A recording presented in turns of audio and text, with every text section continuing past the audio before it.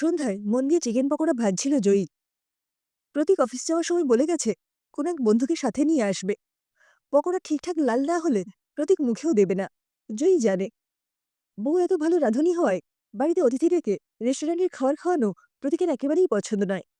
ইতিমধ্যেই দরজায় বেল বাজল। মেয়ে মন্টি দরজা খুলে জয়ীকে জানান দিয়ে গেল বাপি একটা আঙ্কেলকে নিয়ে এসেছে। তারপর বাটি থেকে একটা পকোড়া তুলে মুখে দিয়ে বলল, সত্যি মা, তুমি জানো কেমন গেস্ট আসবে জানো, একটু সেজেগুজে থাকবে তা নয়। সেই দিন আমার বন্ধুদের সামনেও তুমি কিরকম অগোছালো হয়ে ঘুরে বেড়াচ্ছিলে। ওদের মায়েদের দেখেছ কত স্মার্ট। জুই হেসে বলল, ধুর, এই বয়সে কি আর সাজবো বল।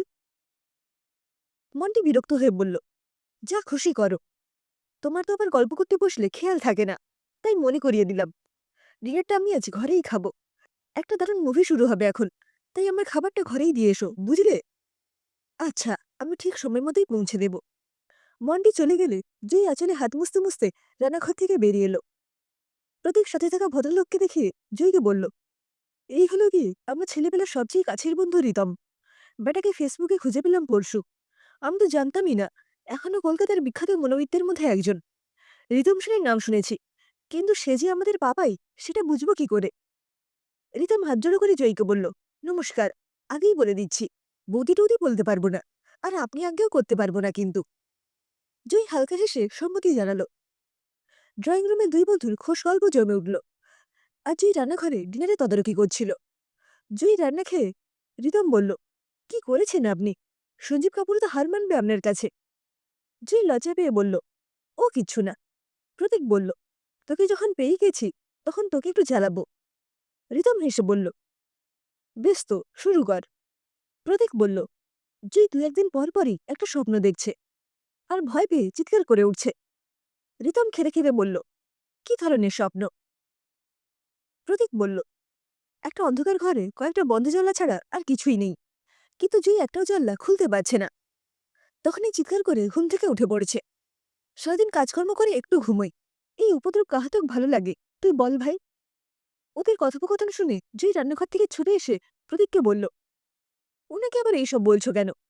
আজ উনি প্রথম এলেন আমাদের বাড়ি, আর আজই তুমি।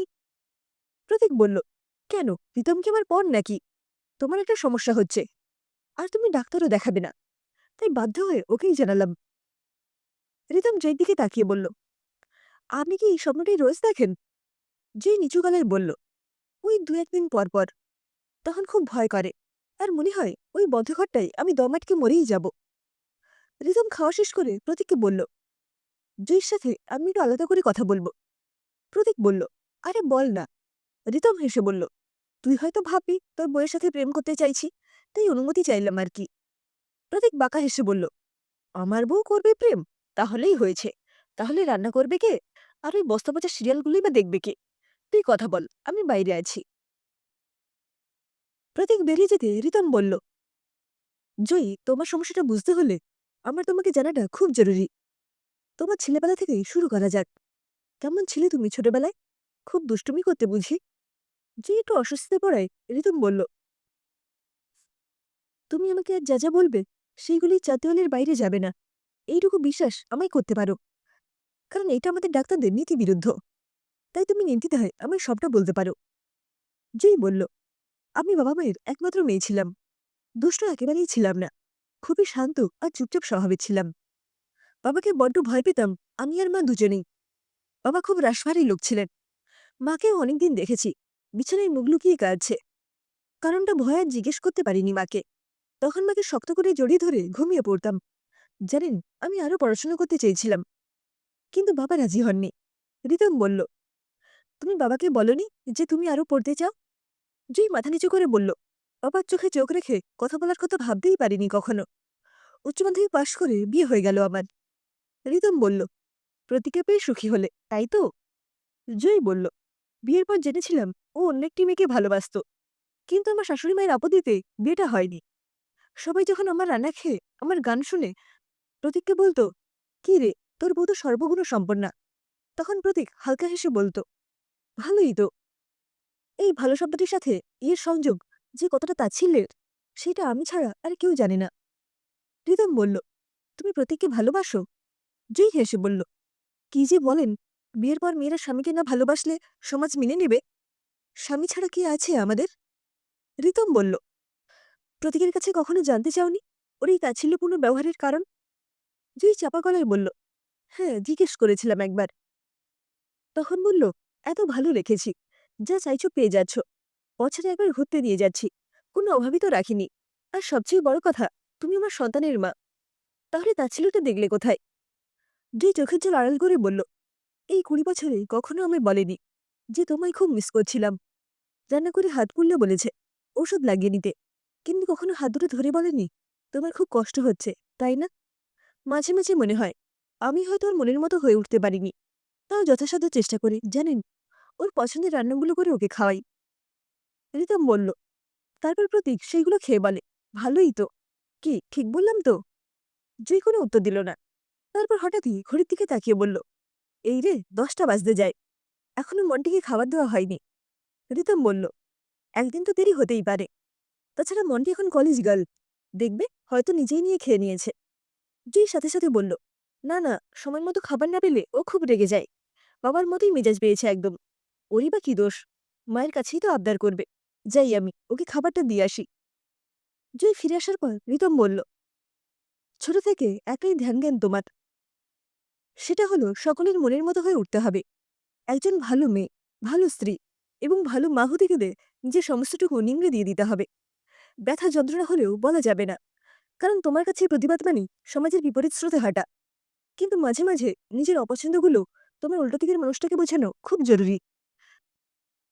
সবার প্রত্যাশা পূরণ করার সাথে সাথে তোমার যে কিছু প্রত্যাশা থাকতে পারে, ওদের কাছে সেটা যত তাড়াতাড়ি ওদের বোঝাতে পারবে, তত তাড়াতাড়ি তোমার স্বপ্নের জানলাগুলো খুলতে শুরু করবে।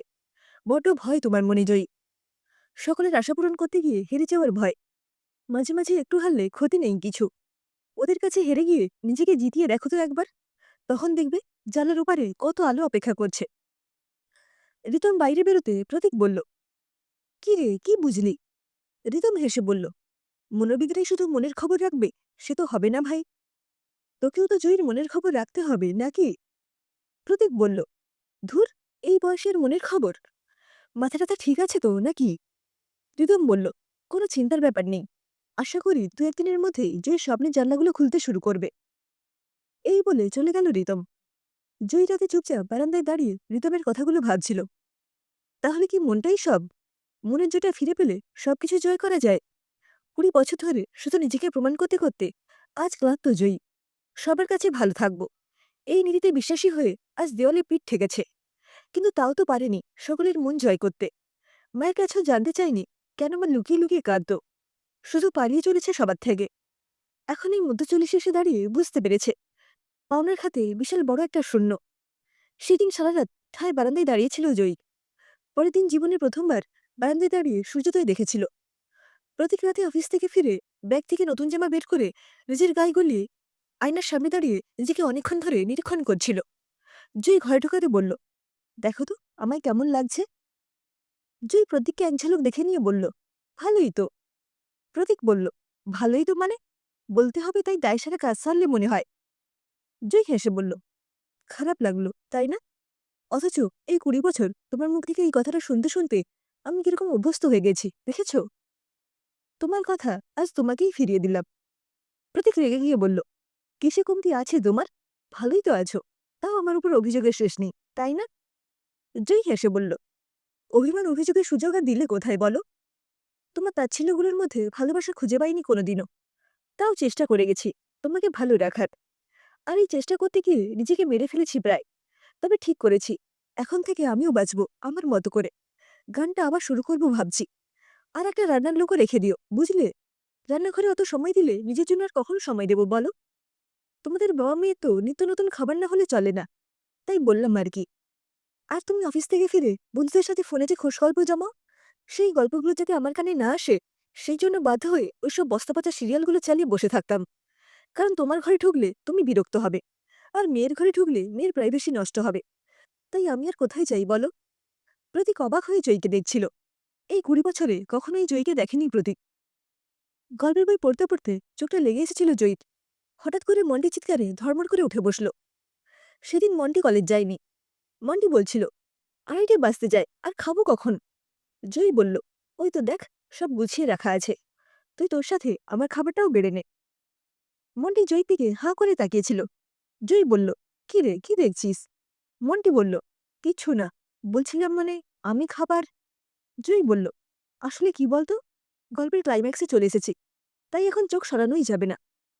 এই বলে গল্পের বই নিয়ে ঘরে ঢুকে গেল জয়ী। মন্টি সেদিন জীবনে প্রথমবার মাকে খেতে দিয়েছিল এবং পরে বলেছিল, তোমাকে আজ অন্যরকম লাগছে মা। অবশেষে জয়ী স্বপ্নের জানলাগুলোকে এক এক করে খুলতে পেরেছিল। সূর্যের আলো সাদা গায়ে মেখে প্রাণ ভরে নিঃশ্বাস নিয়েছিল। এই ছিল জয়ীর ভাঙা গল্প। ভাঙা গল্প জোড়া লাগলেও দাগটা থেকে যায়, এই কথা ঠিক। কিন্তু এই দাগের উপর নিজের ইচ্ছাশক্তির প্রলেপ তো লাগানোই যায়, তাই না?